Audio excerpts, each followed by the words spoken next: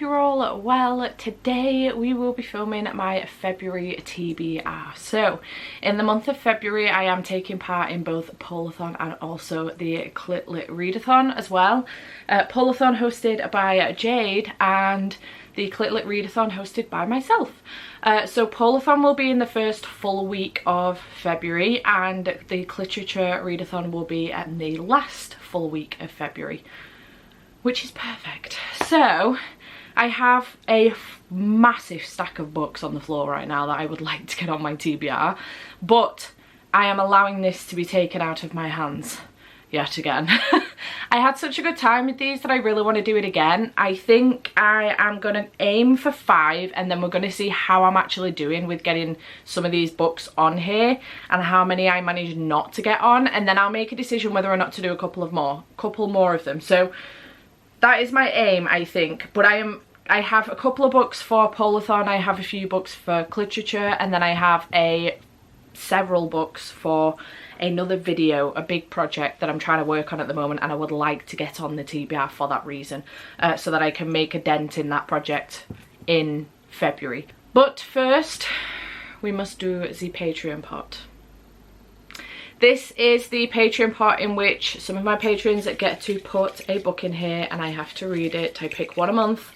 And this makes me a little bit anxious, because probably more anxious than I was when Empire of the Vampire was in here, because I knew it was in here. Now I've got no fucking clue what's in here. So we will pick this one, and I haven't got a Scooby-Doo. What is this going to be? What is that? The Words by A. Jade. Okay, sorry, had to get my phone so that I could check this one out. Okay, so this was suggested to me by Simone. This is an enemies to lovers standalone romance, and it's 676 pages. For what reason?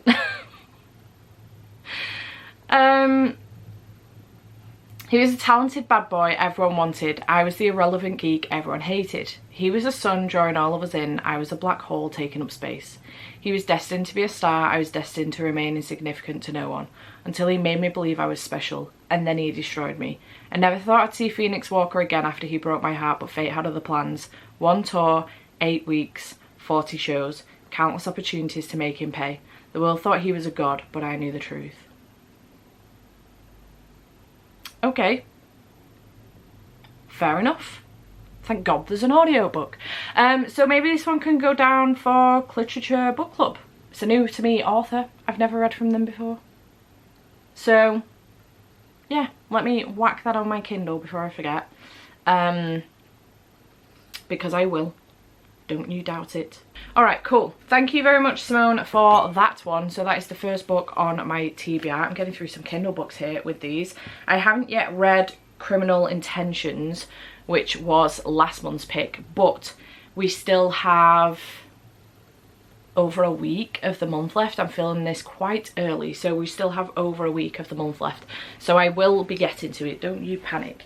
Right, so we need to go into these. I'm going to give them a good shuffle on camera so that you know that I've shuffled them. I'm shit at shuffling. Do not judge my shuffling. Fucking terrible. Oh shit, the bed.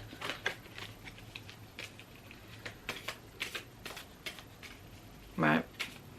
Let us pick one of these. Let's go for that one. What do we have?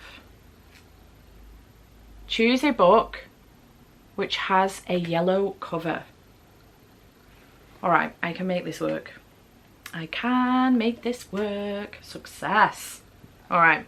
Okay, a book with a yellow cover. We're going to go for Yellowface. This is very on the nose because it's got the word yellow in the title as well. I should have picked my other one up that's got Yellowface written on it in either white or black on the front. Either way, this is Yellowface by R.F. Kuang. This is the Fairy Loot edition. I do have a Waterstones edition as well, which is just signed or personalised as well, because I met Rebecca at an event with Waterstones. This one is I think it's a literary fiction, actually deemed a literary fiction. It is following Athena Liu, who is a literary darling, and June Hayward is literally nobody.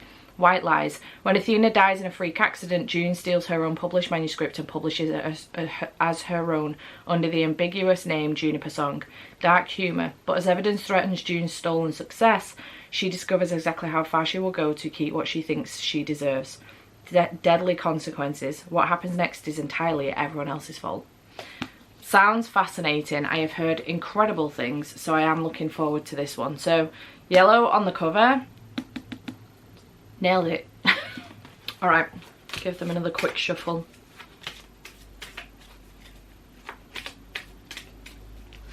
Book number 2. Let's pick this one. It's sticking out a wee bit. Let's see what this one says. Choose a book whose title starts with the word you. I thought that said who's shite. Trying to read these backwards in the camera is not right. Whose title starts with the word you. Alright, I'm bending this a little bit, but it's my game, my rules. So, this title starts with the word yours. It's Yours Truly by Abby Jimenez. But the word you is there, so I say it counts. My game, my rules. So I'm going to go for Yours Truly by Abby Jimenez.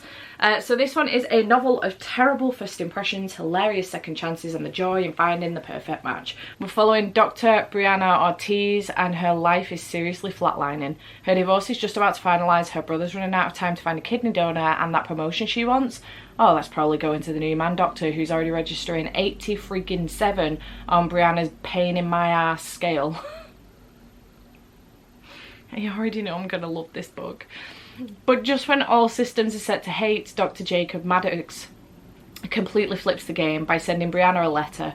It's a really good letter, like the kind that proves that Jacob isn't actually Satan.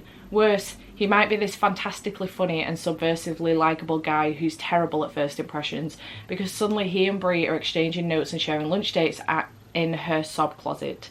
When Jacob turns out to be the perfect donor for her brother, Brie starts to realise that this quietly sexy new doctor might just be a perfect match too. Adorable. I love Abby Jimenez. I'm yet to find a book of hers I do not like. Please don't be the one. Please don't be the one. I'm very excited. Nice. Book 2 on the list. Right, book 3. Do another quick shuffle. Shuffle, shuffle, shuffle. So far we're doing all right from the books on the floor. However, I don't have anything on for Polarthon yet, and I would really like to get some books on for Polarthon. So let's see if we can potentially manifest something. Can we do something for Polarthon, please? Let's do this one. Choose a book which has 5 words in the title. Oh shit. Not sure if that just manifested that or not. Let's have a butcher's.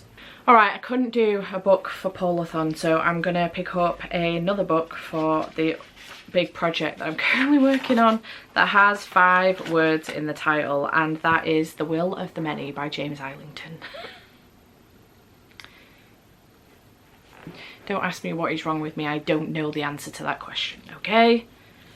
At the elite Katanan Academy, a young fugitive uncovers layered mysteries and world-changing secrets in this new fantasy series by internationally best-selling author of the Lycanus trilogy, James Islington. The Katanan Republic, the hierarchy, may rule the world now, but they do not know everything.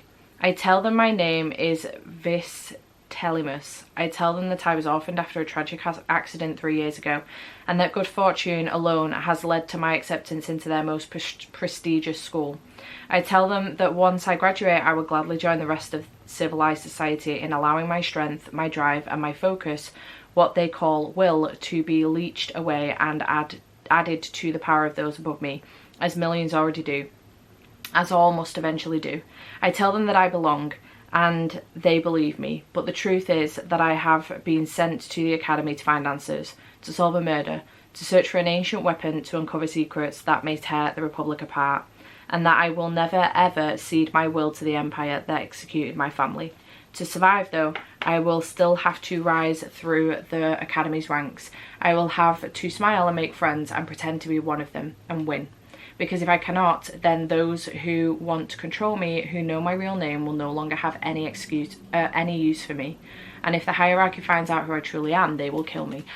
It's unnecessary for that synopsis to go onto the back cover, but that sounds really interesting because it's not only is it like fantasy, I believe it's like Roman inspired, you know, all of this stuff, but also it's like a infiltrating, I don't know if it's necessarily the enemy, but infiltrating the academy. Love that kind of thing. And also it's got like a murder mystery in it as well, so yeah, sounds interesting. Sign me up. This is a chonker though, not sure what's wrong with me. Somebody check my temperature please. It's the third book going on my shine a light list.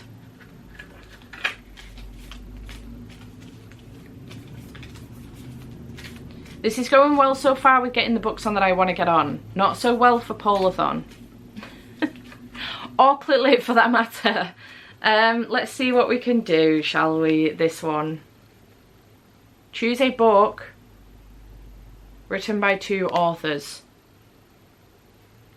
I literally have 1 book here on the floor for this prompt, that's it. And it is Sabotage on the Solar Express by M.G. Leonard and Sam Sedgman. That is 2 authors. This series follows a young boy called Harrison Beck, who in the first book, his mother is pregnant. So while she's having the baby, she asks if her brother, who is called Nat, Hal's Uncle Nat, will take him away on a train. Now he's not happy about this, to be honest. He wants to be around so that he can meet his sibling and wants to be with his mum, but it kind of keeps him out of the way and it'll do him some good. Anyway, he goes on this trip and there ends up being a thief on the train, and initially Harrison gets accused of being the thief. However, he ends up, with the help of his Uncle Nat, solving this mystery, and he becomes the youngest detective of all time as the series goes on. Adventures on Trains. This is book 1, 2, 3, 4, 5 in the series, and there is one more after this, which is actually on my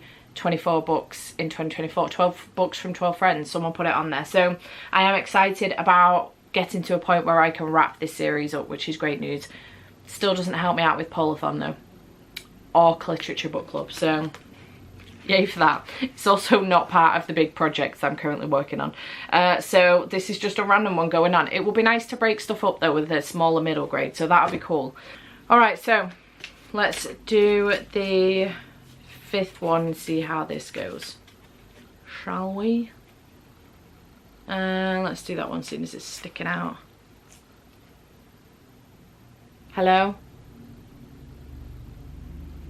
Choose a book featuring LGBTQ characters. Fascinating. This works massively in my favour because the book that I'm going to go for is Feybound by Sarah L. Arafi. I believe that this is a fantasy romance and it is also sapphic, so yay for that. And I can read this one for Cliterature Readathon, so I'm really happy about that. Woo, shine a light. Stay in there. So I'm really happy about that. This is my Patreon buddy read for the months of January and February. So again, I can read it towards the end of Feb and do the live show with my patrons. This is the Fairly edition and it's freaking beautiful. And I'm very excited about picking this one up. So, Yiren was born on the battlefield, lived on the battlefield, and one day she knew she'd die on the battlefield. As a warrior in the Elven army, Yiren has known nothing but violence her whole life. Her sister, Litel, is trying to make a living as a diviner, seeking prophecies of a better future.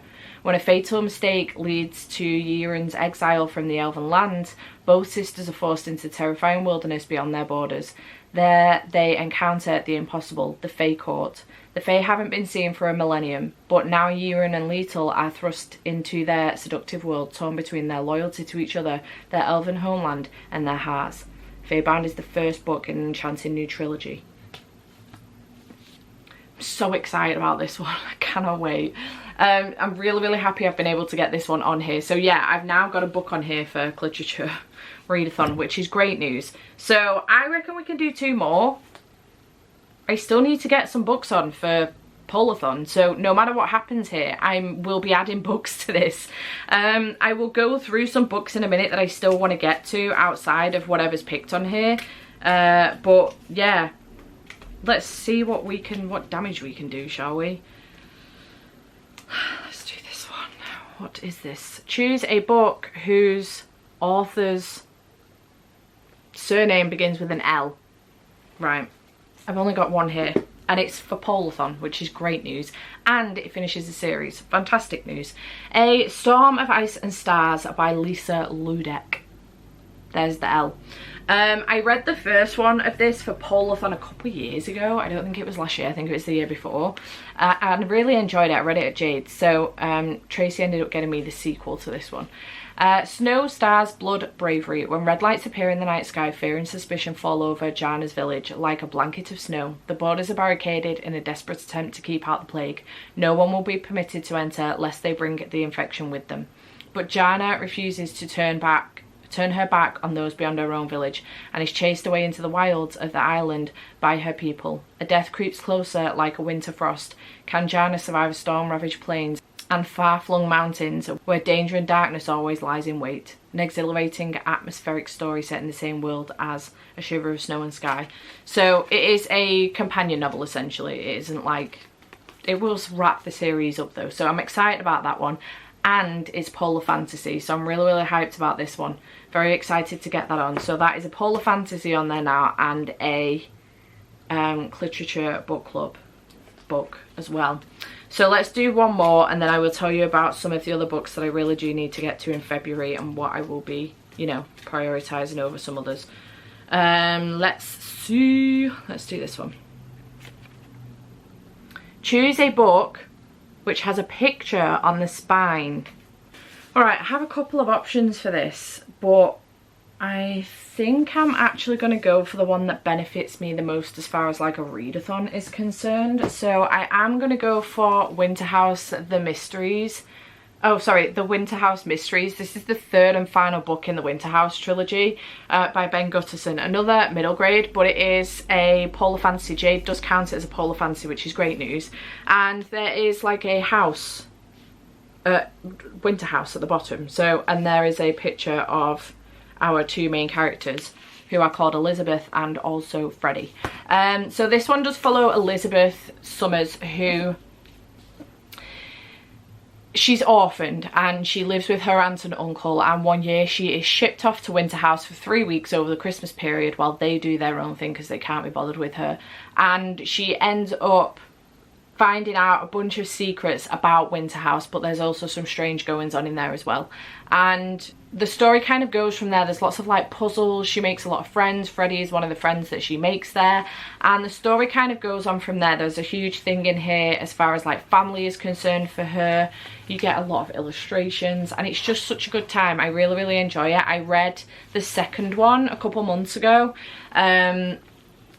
so I really enjoy this series and I'm excited to get back into it. That is Elizabeth and Freddie doing some mooching, I assume.